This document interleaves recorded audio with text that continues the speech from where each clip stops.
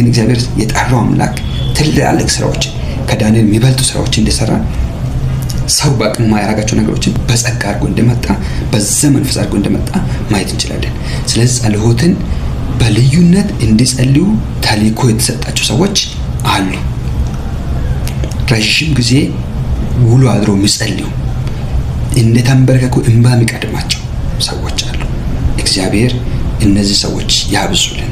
ምድር ታርፋለች፣ ከተማ ያርፋል፣ ህዝብ ያርፋል። እነዚህ ሰዎች ጸልዩ አይደክማቸው።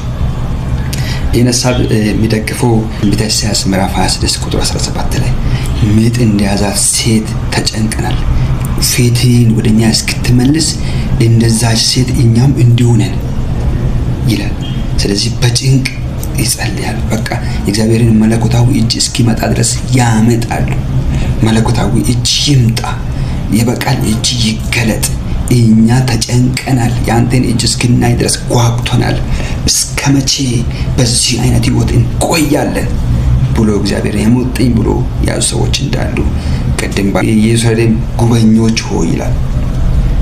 ስለዚህ እኛ እግዚአብሔርን በማሳሰብን አንተው፣ እስኩ ወደኛ እስኪመለስ ድረስ በማሳሰብ እንጨዋለን ይላሉ እንደገና።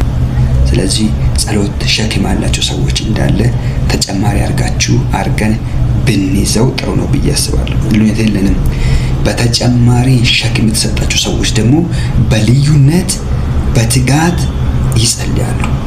ስለዚህ እንደዚህ ሰዎች ጸጋ የሚታያቸው ሰዎች እንደገና ጸጋችሁ እንድታነሳሱ እግዚአብሔር ዘውትር ሊያያችሁ ይፈልጋል። እንባችሁን ሊያይ ይፈልጋል። የብዙዎችን ቀንበርና ሸክም የሚሰብረው በእናንተ ነው። እንባቸውን የሚያብሰው በእናንተ ነው። ቁስላቸውን የሚፈውሰው በእናንተ ነው። የምድርን ፈውስ የሚያመጣው በእናንተ ነው። እግዚአብሔር ጸጋ አስቀምጧችኋልና በእናንተ ውስጥ ጸጋ አስቀምጧልና ስለዛ ክቡር ጸጋ ብላችሁ እንድትበረቱ፣ መሰዊያችሁ እንድታድሱ፣ እሳታችሁ እንድታቀጣጥሉ፣ እሳታችሁ ላይ ክብረት እንድትጨምሩ እንድታነዱ ለእናንተ ጠይቃችኋለሁ።